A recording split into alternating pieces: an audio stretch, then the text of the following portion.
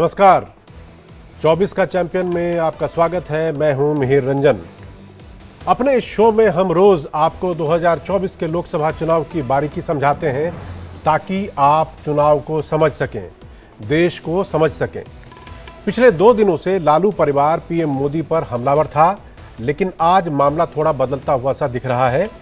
एक तरफ तो लालू परिवार सीधे सीधे मोदी पर अटैक करने से बचते नजर आया, दूसरी तरफ मोदी ने लालू परिवार के बयानों का जोरदार तरीके से जवाब दिया। सावन में मटन और नवरात्र में मछली वाले वीडियो के जरिए उन्होंने विपक्ष की सोच को मुगलिया सोच तक बता दिया। आज मोदी ने जो कुछ भी कहा उसमें उनके निशाने पर लालू के बच्चे नहीं बल्कि खुद लालू और कांग्रेस के नेता राहुल गांधी भी थे। बिहार में इस बार लालू परिवार के हाथ से तीर कमान निकल चुका है, मतलब मैं नीतीश कुमार की बात कर रहा हूं। लालटेन बुझ नहीं जाए इसके लिए वो इसमें सियासी तेल डालने की कोशिश में लगे हैं। ऐसे में मोदी के जवाब का असर क्या होगा, इसका जवाब सिर्फ बिहार की जनता जानती है।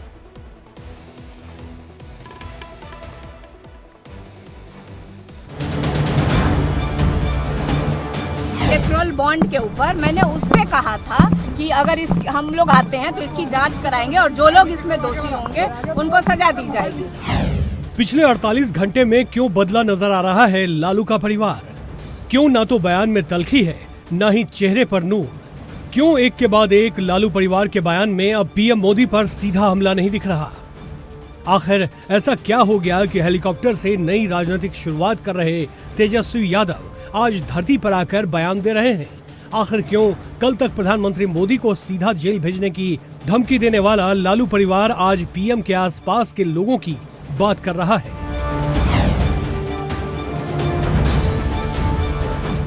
इन 5 तस्वीरों के जरिए पिछले 48 घंटों में देश की सियासत में एक भूचाल लाने की कोशिश की गई। इस भूचाल का एपिसेंटर बिहार को बनाया गया। एक के बाद एक लालू के परिवार की तरफ से ऐसे ऐसे बयान आए, मानो लगा कि अब देश में चुनाव का रुख बदल जाएगा। लेकिन आज क्या हुआ? लालू के पूरे परिवार के तेवर ही ढीले पड़ गए।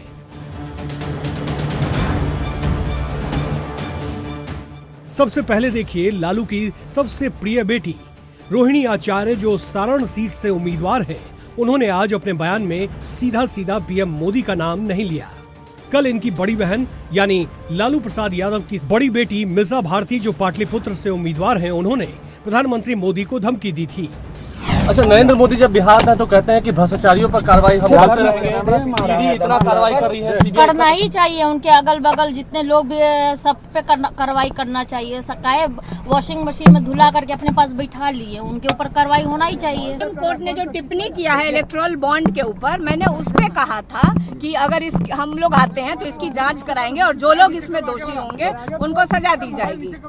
आप देखिए, प्रधानमंत्री जी, भाजपा एनडीए के लोग ईडी, सीबीआई, इनकम टैक्स, विपक्ष के नेताओं के ऊपर रेड डलवा करके उनको जेल में भेज रहे हैं। तो मुद्दा तो है ही नहीं। मैं बार बार कह रही हूँ कि विपक्ष मतलब सत्ता पक्ष में जो लोग बैठे हैं, भाजपा, प्रधानमंत्री के पास क्या मुद्दा है? क्यों वो बात कर रहे हैं? बेरोजगारी पे बात कर रहे हैं प्रधानमंत्री जी, महंगाई पे वो बात कर रहे हैं। इसके बाद पिछले 2 दिनों से हवा में राजनीति कर रहे तेजस्वी यादव धरती पर आए और उन्होंने कहा कि पीएम मोदी मुद्दे की बात नहीं करते हैं, वो इधर उधर की बातें करते हैं। अब जरा तेजस्वी का बॉडी लैंग्वेज देखिए। कल तक हेलीकॉप्टर में कभी मछली खाते हुए वीडियो सोशल मीडिया पर पोस्ट कर रहे थे, तो कभी हेलीकॉप्टर में ही नारंगी के जरिए भगवा पर कटाक्ष कर रहे थे। पूछने पर कह रहे थे कि वो बीजेपी का IQ लेवल टेस्ट कर रहे थे।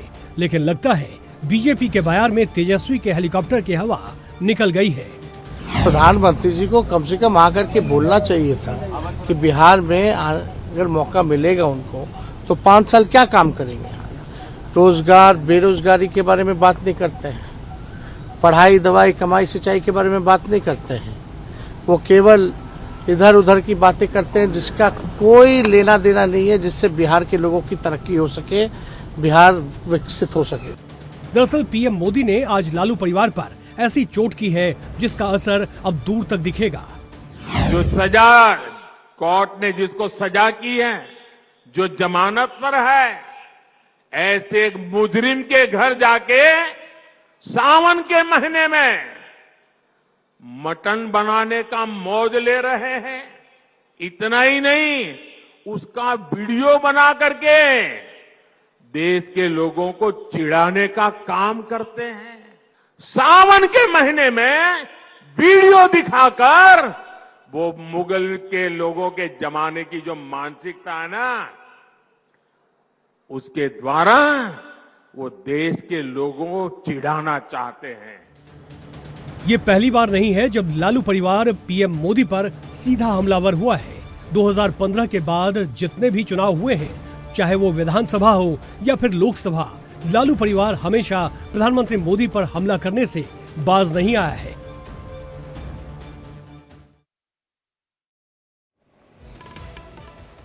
तो आपने हमारी रिपोर्ट देख ली, आपको समझ में आ गया होगा कि कैसे मुश्किल से 24 घंटे के अंदर लालू परिवार की बॉडी लैंग्वेज और जो जुबान है वो कैसे हार्ड से सॉफ्ट होने की तरफ वो दिखाई दे रही है। अब जरा इसको पिछले 1-2-3 दिनों के डेवलपमेंट को आप देखिए कि किस तरह हेलीकॉप्टर वाले वीडियो आए, एक के बाद एक फिर बयान आए और फिर अब जाके कैसे हो रहा है। तो इसको मैं ग्राफिक के जरिए आपको समझाने की कोशिश करता हूँ। आप देखिए कि हुआ क्या क्या डेवलपमेंट। अब चुनाव में मुगल की एंट्री हो चुकी है। वो कैसे? क्योंकि प्रधानमंत्री मोदी ने खुद से कहा कि ये मुगलिया सोच का प्रतीक है। ये आज उन्होंने अपनी एक रैली में कहा। हेलीकॉप्टर से 2 वीडियो जारी हुए थे तेजस्वी यादव के, और दोनों ही वीडियो में उनके साथ थे कौन? वीआईपी पार्टी वाले मुकेश सहनी। एक में मछली खाते हुए वीडियो था जो कि नवरात्र के मौके पे आया था, और दूसरी बार तब जबकि एक ऑरेंज खाते हुए, और दोनों ही बार वो भाजपा पे तंज कस रहे थे, चिढ़ाने की कोशिश कर रहे थे। अब फिर देखिए क्या हुआ। उससे तेजस्वी ने अपने ऑरेंज कलर है, बीजेपी वालों को अच्छा लगेगा, मैं तो IQ टेस्ट कर रहा हूँ। फिर पीएम मोदी पर भी सीधा सीधा हमला बोला। मीसा भारती का कल का आपने बयान सुना होगा जिसमें कह रही थी वो कि प्रधानमंत्री समेत बाकी तमाम जो बीजेपी के बड़े नेता हैं, अगर महागठबंधन अलायंस की सरकार बनती है तो उन सबको वो जेल भेज देंगी। उसके बाद रोहिणी आचार्य के तेवर आज जो थे वो बदल गए, और उसके बाद मीसा भारती ने भी, ये कल की बात है कि उन्होंने धमकी दी थी, उसके बाद रोहिणी आचार्य के तेवर बदल गए और आज थोड़ा थोड़ा सॉफ्ट रूप दिख रहा था। उतना ज़्यादा सीधे प्रधानमंत्री मोदी का नाम लेकर वो हमला करने से बचते हुए नजर आए। ये आपको आज के डेवलपमेंट है। अब मेरे साथ इस मामले पे बात करने के लिए वरिष्ठ पत्रकार और संपादक अक्कू श्रीवास्तव जी जुड़ गए हैं। अक्कू जी, ये अचानक से तेवर जो थोड़े से ढीले दिखाई दे रहे हैं, ये उसकी पीछे की राजनीति और सोच क्या है? बहुत स्पष्ट सोच है। जब उसको उसका लाभ नहीं देखने को मिल रहा है और मछली प्रकरण ने उनको, उनके समर्थकों ने, उनके चाहने वालों ने उनको टोका होगा और कहा ये गलत राह पर जा रहे हैं, तो उन्होंने अपने कदम पीछे कर लिए। जहां तक तेजस्वी का है तो तेजस्वी ने रणनीतिक ये अपनाई है, लेकिन मीसा भारती का पूरा एपिसोड जो है वो सिर्फ आशा का है और किसी तरीके से सीट हासिल करने का है। तो वो तो पूरे उसी रूप में है, और अभी आगे देखना होगा आगे आने वाले दिनों में कि वो कितना आगे चल करके और बातचीत करते हैं और किस तरीके करते हैं। रोहिणी आचार्य शुरू से ही अगर आप देखें तो बहुत उनका जो रूप है वो बहुत एग्रेशन वाला नहीं है। राजीव प्रताप रूडी को अंकल अंकल रूडी अंकल कहते हुए नजर आती हैं। रूडी खुद इस मामले में बहुत सॉफ्ट रहे हैं। उन्होंने रूडी की उसकी तारीफ भी की थी कि बेटी ऐसी ही होनी चाहिए, लेकिन बाप ऐसा नहीं होना चाहिए। तो इस हद तक के पॉलिटिकल कचाक तो चलते हैं, लेकिन अगर आप एक किसी भी समाज के लिए, किसी भी वर्ग के लिए एक स्पेसिफिक, वो भी धार्मिक बात करेंगे तो वो गड़बड़ होती है। और मुझे लगता है शायद तेजस्वी को ये बात समझ में आई होगी, तो आज उस पे अभी कल 2 दिन से वो उस पर लाइन पे नहीं है। और क्योंकि प्रधानमंत्री भी अब उस पे प्रतिक्रियाएं देने लग गए हैं। उन्होंने जिस तरीके से ये उल्लेख किया है कि आप चढ़ा रहे हैं, बता रहे हैं, वो उनको लग गया कि गलत रास्ते पे मैं जा रहा हूं। जहां थोड़ी बहुत संभावना बचती भी है वहां वो नहीं हो पा रहा। अक्कू जी, एक बड़ी इंपॉर्टेंट बात है। अभी आप राजीव प्रताप रूडी की बात कर रहे थे कि कैसे रोहिणी आचार्य उनको रूडी अंकल कह रहे थे। राजीव प्रताप रूडी से जब सवाल पूछा जा रहा है कि सारण में आपका मुकाबला किस तरह का है, तो वो एक बात बड़ी क्लियर और साफ तरीके से कहते हैं कि सारण में मेरा मुकाबला रोहिणी आचार्य से है ही नहीं, मेरा मुकाबला लालू प्रसाद यादव से है, लालू जी से है।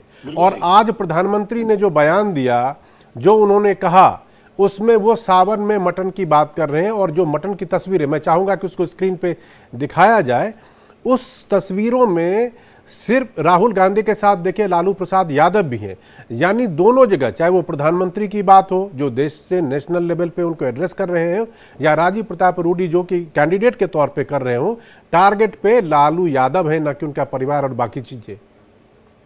देखिए, ये प्रधानमंत्री की अपनी रणनीति है और वो कभी भी बच्चों पे सीधे मतलब कम से कम एक पीढ़ी नीचे आकर के आक्रमण नहीं करते हैं। वो सिर्फ उस नेता पे करते हैं जिस पे किया जाना है। और इस प्रकरण से जब राहुल गांधी को भोजन पे लालू प्रसाद यादव की फैमिली ने बुलाया था और साथ साथ भोजन बनाना सिखाया था, बड़ा रोचक मामला था पिछले साल का, और उसमें बड़ा खुशी हो रही थी। लेकिन वहां पे भी वही चूक कर गए। सावन का महीना उन्होंने ध्यान नहीं दिया, और सावन भादों का जो खेल होता है। नहीं, आप अकुल जी एक सेकंड मैं रुकना चाहूंगा, ये ध्यान नहीं दिया या डेलिब्रेट था? देखिए, ये डेलिब्रेशन तो नहीं था मेरे ख्याल से, क्योंकि अगर देखो एक चीज आप समझिएगा, लालू यादव बहुत चालाक किस्म के आदमी हैं। वो भावनाओं में जरूर बह जाते हैं और भावनाओं से कुछ भी कभी भी कर देते हैं, लेकिन चालाकी राजनीतिक रूप से चालाक बहुत है, इसमें कोई दो राय नहीं। भारतीय राजनीति में तो क्या कहूं मैं, लेकिन बिहार की राजनीति में अगर बहुत ही दिल से तार से जोड़ने वाला आदमी है, जिस आदमी ने उस प्रदेश के लिए कुछ नहीं किया हो और 15 साल तक लगातार अगर वो सत्ता में रहता है, क्यों रहता है, कैसे रह लेता है? वो इसलिए रहता है, सीधे तार जोड़ लेता है। वो अगर नहीं, अकुल जी आप लालू की बात कर रहे हैं, लालू प्रसाद यादव की। आपने तो बिहार को बड़े करीब से देखा है, वहां पे आप सालों आपने काम किया है। लालू प्रसाद यादव का हमने कई बार सुना कि वो बार बार कहते हैं कि एक बार भोले बाबा मेरे सपनों में आया और उसके बाद मैंने नॉनवेज खाना छोड़ दिया, मैंने तो मटन मांस मच्छी सब कुछ छोड़ दिया।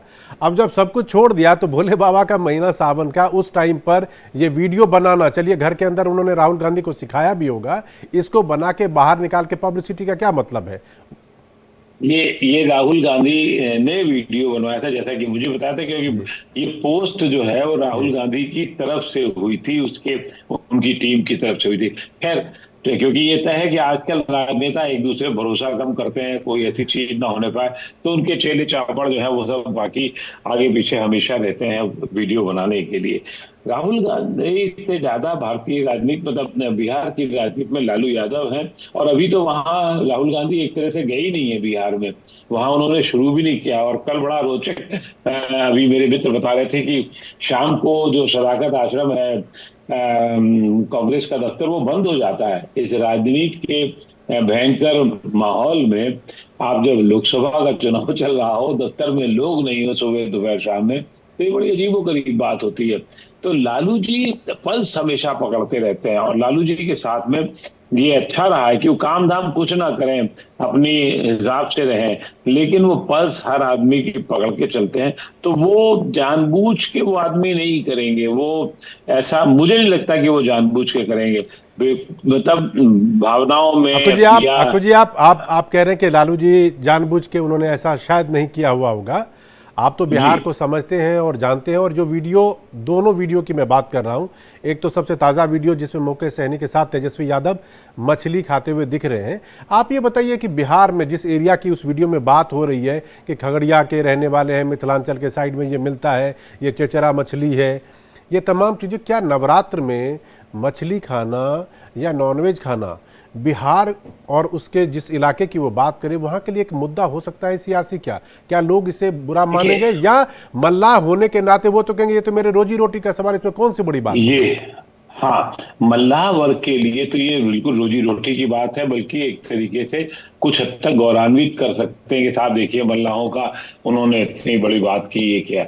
लेकिन बाकी वर्ग तो नाराज हो गया ना, जो जिस कोशिश में आजकल बाप बनाने की कोशिश में है, नए माई हो रहे हैं, नए बाप हो रहे हैं, तो नया नया जो समीकरण बना रहे हैं उसमें कहीं ऐसा ना हो कि जो नया माई आप बनाने जा रहे हैं तो वो पहले से ही लड़के के लक्षण ठीक नहीं है। तो मैं जिस संदर्भ में उसको कह रहा हूँ, आप भी और दर्शक भी समझ रहे होंगे, तो उसमें एक वर्ग से ज्यादा लोग उसको नाराज किया भी है। एक पर्टिकुलर वर्ग को उन्होंने हो सकता है संतुष्ट किया हो, क्योंकि मछली की जानकारी बिहार में तो ज्यादातर लोगों की होती है। और मैं चूक गया, कल आपने मुझे सचेत कर दिया कि रेजरा मछली है, और मैं तो सोच रहा था कि वो वही होगी वहां पर, जो सोन मछली, जिसके बारे में मुझे बहुत अच्छी जानकारी दी गई थी। लेकिन ठीक है, वो भी एक कांटे की मछली होती है, लेकिन ये मछली होना नहीं होना, उसका डिस्क्राइब करना, उसको नहीं अकु जी, यहाँ पे मैं रोक के आपको कहना चाहूंगा कि देखिए वीआईपी को जो सीट मिली है, गोपालगंज, झंझारपुर जैसे इलाके मिले हैं, वहां पर ना तो वाटर से उससे पानी वानी इतना ज्यादा नहीं है कि मछली डोमिनेटेड एरिया है। तो इसीलिए अगर वीआईपी पार्टी का मैसेज जो है वो शायद उन्होंने अपनी जात बिरादरी के लिए अच्छा मैसेज दिया होगा, लेकिन जो आरजेडी है, और आरजेडी से भी ज़्यादा बड़ी पार्टी मैं कांग्रेस के हिसाब से कह रहा हूँ, उनको तो इस बात की समझ में होगी कि भाई बिहार में हो सकता है कि इसका इम्पैक्ट या इसका असर कम हो, लेकिन ये देश के लिए दूसरी बात संवेदनाओं और इससे जुड़ा हुआ हो सकता है, भावनाओं से, और जिसका जिक्र आज मोदी जी ने भी किया है अपनी रैली में। ये बात कांग्रेस तो कम से कम समझती होगी, आरजेडी तो कम से कम समझती होगी। बिल्कुल समझती है, बल्कि आरजेडी को समझना चाहिए कि हम, आरजेडी को ये पता होना चाहिए या कांग्रेस को पता होना चाहिए इस तरीके के कदम से कितना नुकसान होगा।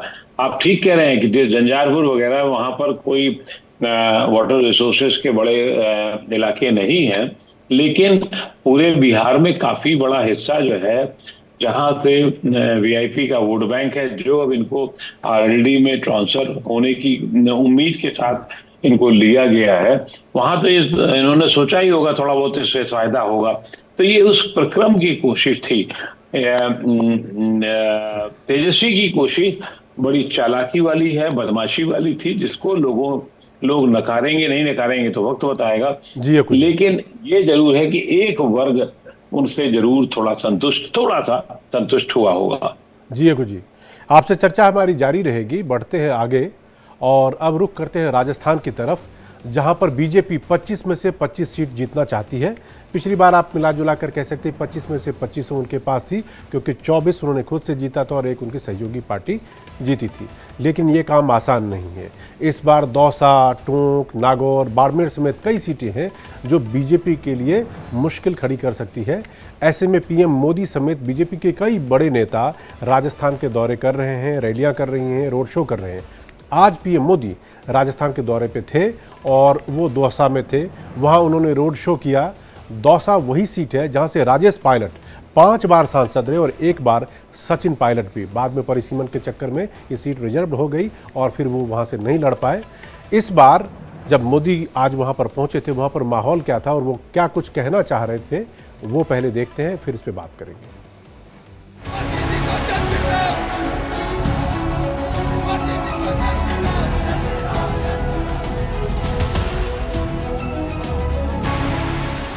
प्रधानमंत्री मोदी का जबरदस्त रोड शो।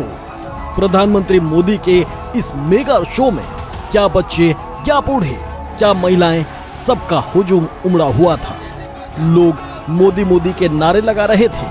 मोदी भी हाथ में कमल के फूल का पोस्टर लेकर लोगों का अभिवादन स्वीकार कर रहे थे। ये नजारा है राजस्थान के दौसा का, जहां मोदी की एक झलक पाने के लिए लोग बेताब नजर आए। सुबह से दौसा में प्रधानमंत्री के इस रोड शो का इंतजार हो रहा था। मोदी के काफिले के पीछे लोगों की संख्या में ये भीड़ उनका स्वागत कर रही थी। मोदी के साथ इस रोड शो में दौसा के उम्मीदवार कन्हैया लाल मीणा भी थे। मोदी इन्हीं के प्रचार के लिए आज दौसा आए थे। लेकिन आप देखिए जनता में क्या उत्साह है। दिल खोलकर लोग मोदी मोदी के नारे लगा रहे हैं।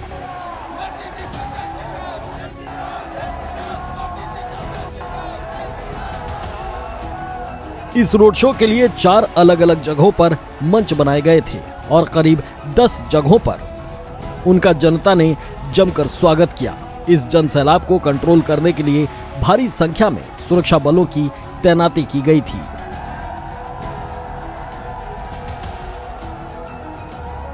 एम्प्लॉयमेंट दिया तो सबसे ज्यादा मोदी ने दिया। स्किल डेवलपमेंट विभाग अलग से बनाया और करोड़ों जवानों को नौकरी देने का काम कर रहे हैं और आईटी के सेक्टर के जरिए करोड़ों नौकरियां मिल रही हैं। तो ये केवल गुमराह करने वाली, बहकाने वाली बातें हैं प्रतिपक्ष की, जिनका कोई आधार नहीं है। चुनाव जो लड़ रहे हैं ये मोदी जी के 172 योजनाएं हैं और 172 योजनाओं को धरातल पर लाने का काम उन्होंने किया भी है। और जो योजना यहाँ धरातल पर नहीं आई है, जो विकास के कार्य कुछ नहीं आ पाए हैं, 5 साल में कांग्रेस सरकार ने खाली पैसा जरूर लिया है पर पैसों को खर्च करने का काम नहीं किया। राजस्थान की हर सीट बीजेपी के लिए बहुत महत्वपूर्ण है। यहाँ से लोकसभा की 25 सीटें और इन सभी सीटों पर बीजेपी का कब्जा है। बीजेपी चाहती है कि वो इस बार इतिहास दोहराए, जबकि कांग्रेस हर हाल में राजस्थान में अपना खाता खोलना चाहती है। Bureau report, India daily live.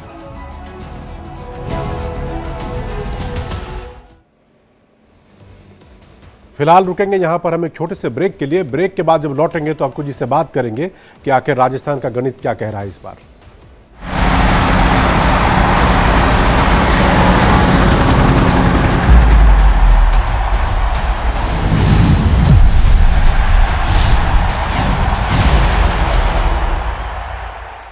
जीत का एकमात्र त्योहार पैरी मैच पर वापस लौट रहा है। बड़ी जीत हासिल करें और शानदार जश्न के लिए तैयार हो जाएं। पैरी मैच अभी खेलें। किडनी फेल, क्रिएटिनिन का बढ़ना, डायलिसिस करवाना और डॉक्टर का ट्रांसप्लांट बोलना पूरे घर को मजबूर कर देता है, पूरे घर को गरीब कर देता है। अगर आप या आपका कोई अपना किडनी की बीमारी से परेशान है तो आयुर्वेद में संपर्क करें 74679 74679। चुरू के चक्रव्यूह में फंस जाएगा भगवा रथ। मरुभूमि में अब की बार क्यों टेंशन में बीजेपी? देवभूमि की वीआईपी सीट पर क्या है समीकरण? देश की 2 चर्चित सीटों का सटीक विश्लेषण। हॉट सीट मिहिर रंजन के साथ शाम 7:25 पर। अरे कहाँ जा रहा है जोगी? ताऊ 1 नहीं 3 काम के लिए जा रहा था। आपने टोक दिया, बताओ। और क्या? कानूनी एमएसपी लेनी है ताऊ, खाद बीज से जीएसटी हटवानी है और लोन भी माफ कराना है, समझे? ये कराएगा लोन माफ। तेरे वोट से 72,000 करोड़ का कर्जा कांग्रेस ने माफ किया था कि नहीं? ताऊ अपने फोन का बटन दबाना छोड़ और हाथ का बटन दबा।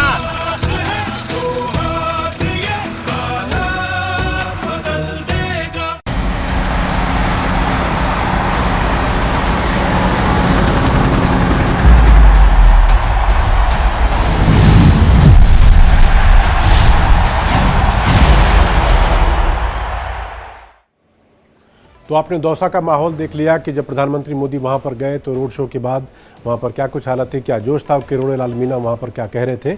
अब हम बात कर रहे थे कि राजस्थान में कुछ सीटें ऐसी हैं जहां पर बीजेपी के लिए मामला बिल्कुल आसान नहीं है। उन सीटों को पहले हम दिखाते हैं, समझाते हैं कि आखिर क्यों हम ऐसा कह रहे हैं, फिर उस पर बात करेंगे। तो सबसे पहले देखिए, जयपुर ग्रामीण सीट है, कांग्रेस का अनिल चोपड़ा वर्सेस बीजेपी के राव राजेंद्र सिंह। ये वही सीट है जहां पर राज्यवर्धन राठौर जहां से चुने गए थे, लेकिन अब वो विधानसभा में चले गए। विधानसभा का चुनाव उन्होंने लड़ा था, तो उनकी जगह राव राजेंद्र सिंह वहां से चुनाव लड़ रहे हैं अब की बारी।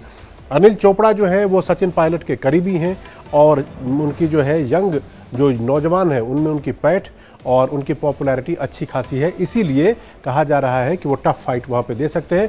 गुर्जर और जाट कम्युनिटी अनिल चोपड़ा के समर्थन है, उसके पीछे आप समझ सकते हैं कि वो सचिन पायलट के करीबी है, तो उसका बहुत बड़ा फायदा है। दूसरी सीट नागौर है, आरएलपी के हनुमान बेनीवाल जो पिछली बार एनडीए के साथ थे, यानी बीजेपी के सहयोगी दल थे, और एक उन्होंने सीट जीती भी थी, तो 24+1 मिलाकर 25 हुआ था। अब की बारी वो अगेंस्ट है और वो बीजेपी के जो वहाँ पर ज्योति मिर्धा है उनके खिलाफ मुकाबले में है, मैदान में है, तो इसीलिए ये मुश्किल होने वाला है। तीसरी सीट है दौसा, कांग्रेस के मुरली लाल मीणा वर्सेस बीजेपी के कन्हैया लाल मीणा। दौसा सीट वही सीट है जहां से राजेश पायलट 5 बार और 1 बार सचिन पायलट यहां से एमपी चुने जा चुके हैं, लेकिन परिसीमन के बाद हुआ क्या, ये सीट आरक्षित हो गई और उसके बाद वो लड़ नहीं पाए, तो जो दूसरे कैंडिडेट हैं वो सामने हैं। ये बड़ी दिलचस्प सीट है बाड़मेर की, त्रिकोणीय मुकाबला हो रहा है। वहाँ पर एक कैंडिडेट है जिनका नाम है रविंद्र भाटी।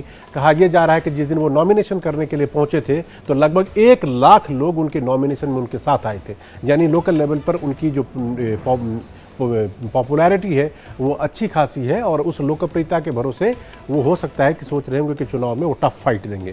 टोंक सीट राजस्थान के हरीश मीणा वहाँ पर मजबूत उम्मीदवार है और वो बीजेपी को वहाँ पर सचिन पायलट के करीबी हैं, इसीलिए वहाँ पर ये ये एक अगली सीट है सीकर, यहाँ पे जाट बीजेपी से नाराज हैं, इसीलिए बीजेपी को मुश्किल। चूरू से राहुल, ये भी बहुत अपने आप में दिलचस्प है क्योंकि राहुल कसबी बीजेपी के सिटिंग एमपी थे, जिनको कि टिकट नहीं मिला, वो नाराज होकर पहुंच गए हैं कांग्रेस के पास, तो इसीलिए दिक्कत। श्रीगंगानगर, यहाँ पे किसान आंदोलन का असर अच्छा खासा दिखाई दे सकता था और पंजाब से जुड़ा इलाका है, किसान नाराज थे, इसीलिए बीजेपी को मुश्किल हो सकती है। और ये सीट है जालौर के वैभव गहलोत, यानी कि गहलोत साहब के बेटे, तो जाहिर सी बात है एक उम्मीद की जाएगी कि इनके लिए लोगों का समर्थन बाकियों के मुकाबले में ज़्यादा होगा और पिता भी इनके लिए पूरी कोशिश और मशक्क़त वो करने में लगे होंगे। तो ये 9 सीटें थी जिसकी बात हम कर रहे थे।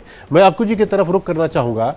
अक्कू जी, हमने जिन सीटों की अभी बात की, आपको लगता है कि ये सीटें बीजेपी के लिए आसान है या वाकई वहाँ पर मुश्किल होने वाली है? देखिए, पिछली बार जो इतिहास था वो था 25 में 25 का, जिसमें बेनीवाल की सीट भी शामिल थी और वो जैसा कि आपने बताया बतौर निर्दलीय विधायक भाजपा के समर्थन से जीते थे। लेकिन इस बार 25 से 25, मैं खुद अभी राजस्थान में हूँ अभी जी। और अभी यहाँ उदयपुर मुझे जाना है और अभी जोधपुर में हूँ, जोधपुर से उदयपुर जाऊंगा मैं। लेकिन जो हालात नजर आ रहे हैं, खासतौर से बाड़मेर की रोचकता को ध्यान में रहते हुए जब मुझे पता लगा, तो ये रवीन भाटी वो सज्जन है जो जयपुर यूनिवर्सिटी के स्टूडेंट यूनियन के लीडर रहे और फिर विधायक बने और विधायक के बाद उनकी इच्छा थी कि सांसद बने।